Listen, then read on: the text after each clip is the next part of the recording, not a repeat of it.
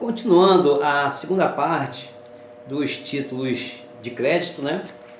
Paramos com uma fala interessante dizendo que o artigo 219 do nosso Código Civil, né, presume como verdadeira as obrigações que são assumidas com a assinatura, sendo ela suficiente para a manifestação de vontade, né?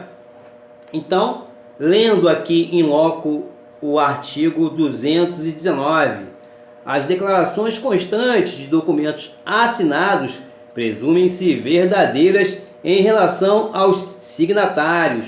Como não poderia ser diferente, continua a toda a prova o sistema pelo qual os documentos assinados, públicos ou particulares, têm eficácia entre as partes que lançaram neles suas assinaturas. Isso porque esse comando material equivaleria ao antigo artigo 368 caput do Código de Processo Civil de 73, que tinha a seguinte redação: as declarações constantes do documento particular, escrito e assinado ou somente assinado, presumem-se verdadeiras em relação ao signatário. Houve repetição integral pelo artigo 408 do novo Código de Processo Civil de 2015, sem modificações.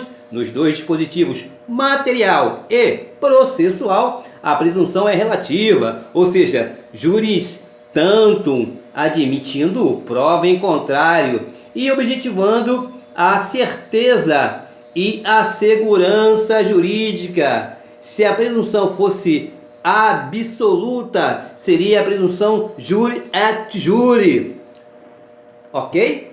Então, continuando, de acordo com o artigo 889 do nosso Código Civil, o título precisa ter data de emissão, precisa ter mencionado no seu documento qual foi o dia em que ele foi passado ao credor. Mesmo se no momento de ser passado não se preencher a data de emissão, no momento em que se buscar o cumprimento da obrigação constante no título, ele deverá conter a data de emissão. Olha só, vamos agora ler o artigo 889 em verbis. Logo, deve o título de crédito conter, primeiro, a data de emissão. Está lá no artigo 889 do Código Civil.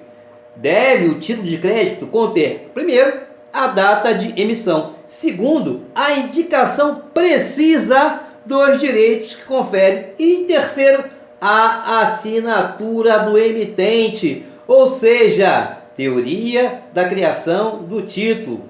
A teoria geral dos títulos de crédito no Brasil recepcionou a teoria da criação do título. Importante, escreve lá, abre seu vadimeco, está aqui perto aqui o meu, artigo 889, teoria da criação do título, ou seja, sua validade surge a partir da sua criação, ok? Você pode se deparar com uma doutrina, especialmente dizendo o doutrinador Newton de Luca, que fala o seguinte, o doutrinador Newton de Luca faz uma distinção entre criação e emissão. Ele faz essa distinção. Criação, preenchimento conforme os requisitos legais previstos, e emissão, colocação do título em circulação. Ou seja, ele faz essa distinção entre criação e emissão, tá? Ele. Bom, assim, por data da emissão, pode-se entender data da criação do título e não propriamente sua entrada em circulação, requisito essencial. A indicação dos direitos de forma precisa é requisito de eficácia do título de crédito que se pretende produzir, como no comentário do artigo 888, vai lá no caput lá do artigo 888 do Código Civil, tá? O terceiro requisito básico da teoria geral dos títulos de crédito é a assinatura do emitente. Primeiro, data de emissão. Segundo, a indicação do título, tá? A indicação precisa dos títulos que confere. Terceiro, a assinatura do emitente. assinatura do emitente ou devedor no caso de promissória ou cheque e ou credor no caso de duplicata e letra de câmbio. Então tá. No caput ele é bem claro, a assinatura do emitente, tá? Mas a doutrina ela especifica. Então vamos lá.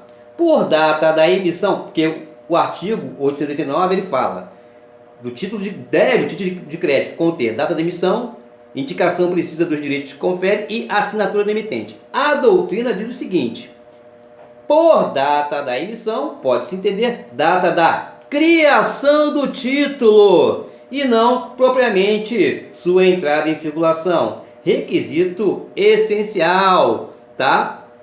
Data da emissão.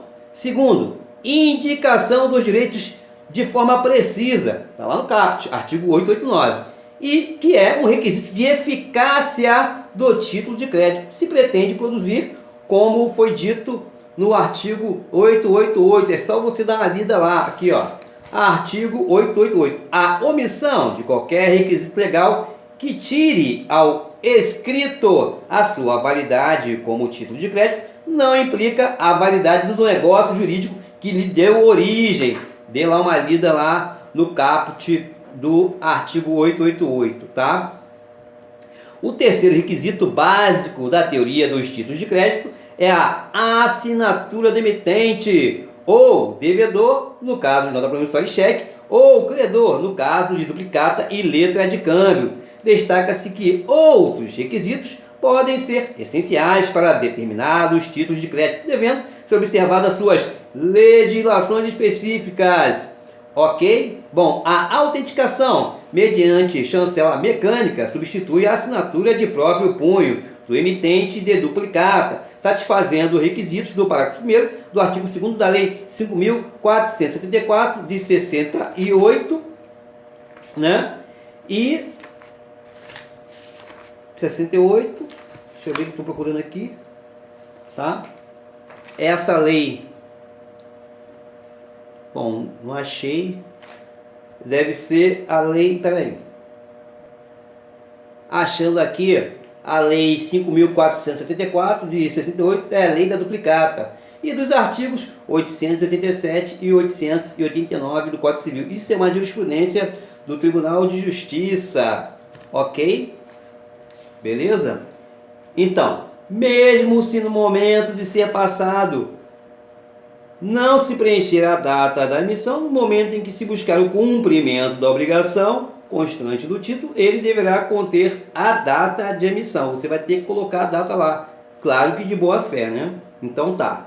O entendimento do STJ é o seguinte: o tribunal segue a tendência de considerar como elemento essencial a data da emissão do título, como se pode observar numa jurisprudência, né? Num caso aqui, processo civil, agravo regimental, recurso especial, execução, nota promissória, ausência de data de emissão, formalidade essencial, artigo 22 do Código de Processo Civil. Primeiro, o entendimento do tribunal de origem, tribunal ACO, está em consonância com a jurisprudência desta Corte STJ ao considerar a data de emissão da nota promissória como formalidade essencial para a execução da nota promissória, incidência da súmula 83, ou seja, vamos ler a súmula 83 da STJ. Não se conhece do recurso especial pela divergência quando a orientação do tribunal se firmou no mesmo sentido da decisão recorrida. A ausência de impugnação dos fundamentos da decisão agravada pela recorrente. Isso é uma jurisprudência. Não tem como você estudar lei seca, estudar doutrina, sem perpassar pelas súmulas, ok? Pelas jurisprudências, pelas decisões dos tribunais, tá? Caso não se queira considerar o título como um título à vista, que é o caso do cheque, é um título à vista, também não pode lhe faltar a data de vencimento da obrigação. É o que preconiza o parágrafo 1º do artigo 889 do Código Civil. Vamos ler agora, parágrafo 1º do artigo 889 do Código Civil. é à vista o título de crédito que não contenha indicação de vencimento. A lei é clara. A letra da lei é clara. Quando não há indicação de vencimento do título de crédito, este será considerado de vencimento à vista. Ponto, acabou. Há títulos de crédito em que, por características próprias, peculiares, decorrentes de sua legislação específica, não se admite a falta de indicação de vencimento, como no caso claro da duplicata, que deve conter determinação expressa se à vista ou em data certa. Ou seja, se você colocar uma data a posteriori. Artigo 2º, parágrafo 1º, inciso 3 da Lei 5.474 de 68. Outra peculiaridade se encontra no cheque, que por sua natureza é título à vista. Mas na vida cotidiana é comum haver cheques pré-datados. Invenção brasileira, costume nosso, aceito pela jurisprudência, tá? Isso é certo. Veja, para o banco é à vista. Se você der um pré-datado, né, no comércio, o comerciante sabia que era para 30 dias, 60 dias, enfim, pré-datado. O comerciante passa esse cheque para frente e alguém vai lá no outro dia, vai na boca do cofre, o banco vai pagar. Você que vai entrar com uma ação, né, de danos morais, enfim, do seu prejuízo, você vai entrar com uma ação contra o comerciante e vai ganhar. Agora o banco vai pagar. Se tiver fundo, se não tiver fundo, carimbaço, né? Aquele carimbo lá com aquele código sem fundo. Ok? Então, cheque pré-datado é uma invenção brasileira. Por quê? Porque o cheque pré-datado, aliás, o cheque pré-datado é uma invenção brasileira. Porque o cheque é pagamento à vista ao portador. Ponto final. No máximo, que também é um costume nosso, fazer aquela cruzar o cheque, né? Passar 2 riscos. Aí é para depósito. Também é uma convenção também nossa também. Você pegou o cheque, né? Pegou o cheque. Cruzar o cheque é você fazer. Muita gente nem usa mais cheque, né? A rapaziada mais nova nem usa cheque. Aqui, ó, é só cartão. Aqui, ó, se você tem um cheque lá, aí você ou cruzar é dar 2 traços, né? Ou na ponta ou no meio do cheque, né? Cruzar o cheque. Já sabe que é para depósito, né? Então o banco já sabe que é para depósito. Também é uma convenção.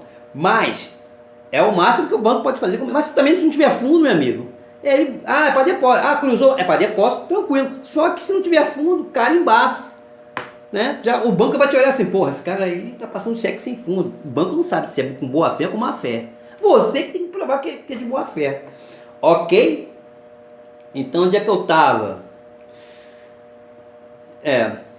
Bom, voltando na vida cotidiana, é comum haver cheque pré-datado, aquele chorãozinho, né? A pessoa colava no cheque, bom para o dia tal, ou então escrevia atrás do cheque, né? Botava a data posterior e escrevia também, bom para o dia tal, como se fosse, entre aspas, um endosso, como se fosse. Mas para o banco, meu amigo, é pagamento à vista ao portador. Quem tiver chegado, se tiver fundo ou se for para depositar, enfim, o banco vai pagar. Tá? Então tá. É bom que se frisa isso, porque a gente lê assim, cheque pré-datado, acho que não é pré-datado, é a posteriori. Só que não é bem assim. Na vida cotidiana, é comum haver cheques pré-datados configurando um contrassenso com o Código Civil e com a lei especial que trata dos cheques. Artigo 32 da Lei 7.357 de 85. Assim, o operador do direito deverá ter a norma como regra e observar as leis especiais, bem como, nos casos já citados, a prática das relações de consumo das pessoas em aceitar o comércio, aceitar o cheque pré-datado. Bom, onde é que eu estou? Esse foi o parágrafo 1º, tá? Do artigo 889 do Código Civil. Bom, quando há uma data de vencimento, a obrigação consubstanciada no título de crédito estará suspensa e somente obrigará o devedor após o advento da data estipulada. É lógico, você emitiu um título de crédito. Pô, você não pode entrar com a promissória antes, Pô, ou então entrar com cheque antes, pô, vale a data, tá ali. Você só vai poder considerar a pessoa inadimplente, pô, se depois daquela data ali, né, você for cobrar e não tiver fundo, se for o caso do cheque e tal, não tiver fundo, da nota promissória, a pessoa não for pagar, enfim. Né? Se não está vencido o título, não pode embasar um pedido de falência, por exemplo, e nem ser objeto de execução judicial. Pô, não venceu. Como é que você diz que a pessoa está inadimplente? Né? Não tem como. O caput do artigo 889 do nosso Código Civil determina ainda que o título deve conter a indicação precisa dos direitos que confere. Deverão estar escritos no próprio título os direitos e obrigações que dele decorrerão. Está intrinsecamente relacionado ao princípio da literalidade. Aí você vai lá no seu código, seu vade-mecum, né? A Bíblia do Acadêmico de Direito está aqui. Né? Você vai lá no seu artigo 889 do Código Civil e vai escrever, né, que o artigo 889 do Código Civil está relacionado com o princípio da literalidade. Questão de prova vier para ele, não, porque o artigo 89 do Código Civil, o título deve conter a indicação precisa. Qual o princípio? Aí você, princípio da literalidade. Ou seja, princípio da literalidade é ao pé da letra. É o que está escrito. Princípio da literalidade. Ou seja, ele cumpriu, nós temos que cumprir a lei com a sua literalidade. Ou seja, não cabe uma interpretação. Né? A hermenêutica não é aberta, não. Às vezes você vai se deparar com uma situação, principalmente com os princípios constitucionais. Vamos dar uma analogia, vamos... Cara, não tem divagações não, cara. Né? Então tem situações no direito que nós temos que cumprir a literalidade, principalmente na área penal. Liberdade do ser humano, meu amigo, Código Penal, processo penal, não, que eu interpreto... literalidade da lei, ou seja, ao pé da letra. Falei? Falei. Lembrando, só para fechar, artigo 889, princípio da literalidade. Ou seja, não dá margem para divagações. 889, deve o título de crédito conter data de emissão, indicação precisa dos direitos que confere e assinatura do emitente. Ok? Ok, vamos lá. Outros dois requisitos que não são essenciais, mas que trazem algumas consequências ao título, são os locais de emissão e o local de pagamento. Está lá no Código Civil, parágrafo 2º, tá? Do artigo 889, né? Que ele diz o seguinte, em verbis: considera-se lugar de emissão e de pagamento, quando não indicado no título, ou do domicílio do emitente. A lei transparente, ela soluciona milhões de problemas, né? Considera-se lugar de emissão e de pagamento quando não indicado no título o domicílio do emitente. Por quê? Porque lá no caput do artigo 889, ele fala, título de crédito tem que ter data de emissão, indicação precisa dos direitos que confere e assinatura do emitente. E o parágrafo 2º ele fala, considera-se lugar de emissão de pagamento quando não indicado no título, um viés expresso, o domicílio do emitente. Ok? Então vamos ler. Salvo disposição contrária, no próprio título ou em leis especiais, quando não há indicação do local da criação nem do pagamento, é entendido como o domicílio do emitente, tá? Isso está lá nas obrigações, artigo 327 do Código Civil. Eu vou ler daqui a pouco. Domicílio do emitente. Domicílio do emitente. O domicílio, o que é o domicílio? O domicílio é o local da residência da pessoa com ânimo definitivo e vontade de permanecer naquele local, salvo algumas características especiais definidas neste Código, que estão previstas no artigo 70 a 78. Tá? Bom, como prometido, artigo 327 do Código Civil, vade-mecum na mão. Tá lá, do lugar do pagamento,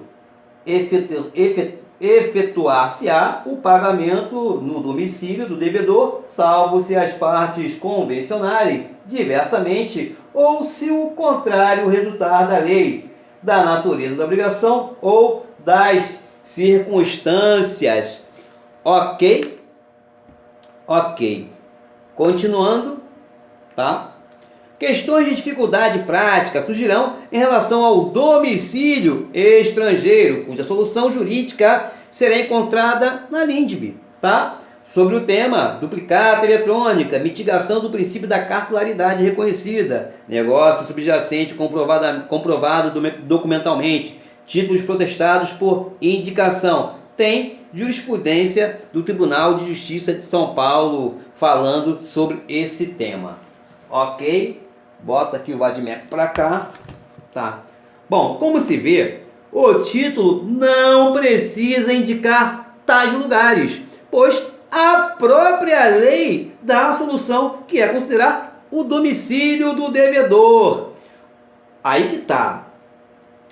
Bom, devedor, no caso do devedor, nota promissória e cheque. Ou, no caso do credor, duplicata e letra de câmbio. Bom, tem-se, portanto, requisitos que são essenciais e requisitos não essenciais, porém, é preciso ressaltar que se entende na doutrina mais larga, majoritária, que no momento da emissão, o título até pode não conter todos os requisitos essenciais, que poderão ser preenchidos posteriormente, quando? No momento da cobrança do título, no momento da execução do título, da cobrança. Não poderá faltar nenhum requisito na hora de cobrar o título, tá? Ele é predatado. Faltou isso, faltou aquilo. Pô, mas tá você vai cobrar 30 dias. No dia 30 você, na hora de cobrar o título, vou cobrar esse cheque aqui, ou essa nota promissória que seja, essa duplicata.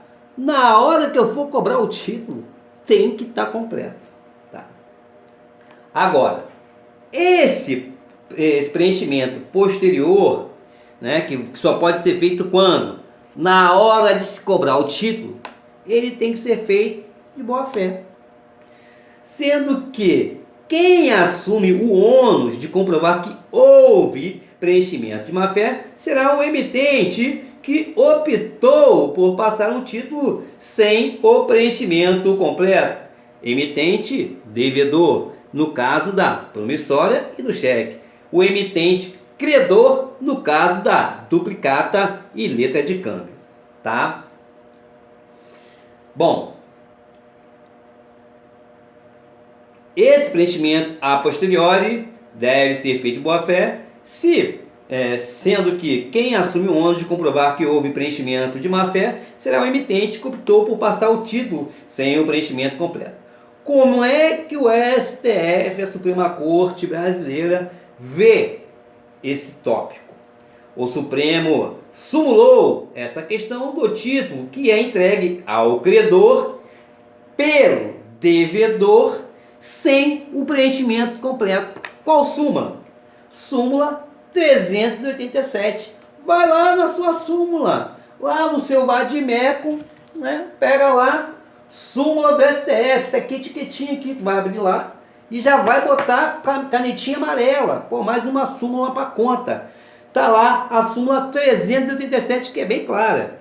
A cambial, né? Nota de câmbio, a cambial, emitida ou aceita com omissões, ou seja, sem os requisitos essenciais, ou em branco, pode ser completada pelo credor de boa fé, óbvio, antes da cobrança ou do protesto, tá? Por quê? Porque, mas você não falou que quando for cobrar? Claro, vai vencer amanhã, né? o título de crédito? Pô, um dia antes eu vou e preencho de boa fé. Pô, o cara fulano falou que é pro dia tal, amanhã é dia tal. Por quê? Porque na cobrança tem que estar completo. Então por isso que a súmula, né? A súmula 387 diz: a cambial emitida ou aceita com omissões, que são os requisitos essenciais, ou em branco, pode ser completada pelo credor de boa-fé antes da cobrança ou antes do protesto. Por quê? Bom, tu falou que é no dia... Claro, eu tenho que preencher antes, porque no dia, né, no dia que eu for cobrar, tem que estar preenchido. Então, né? Ah, vou cobrar amanhã. Pô, não está completo. Pô, cara, tem que preencher antes. Primeiro eu vou preencher aqui de boa fé, eu que recebi o título, né?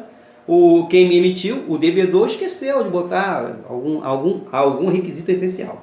Bom, se houver preenchimento de má fé e o título circular e parar nas mãos de terceiros de boa fé, que desconhece o que foi acordado, já que foi terceirizado o título, o devedor vai ter que arcar com o pagamento do título e depois buscar os direitos frente a quem preencheu incorretamente. É o que preconiza o artigo 10 da LUG, Lei Uniforme de Genebra, tá? Importante, muito importante.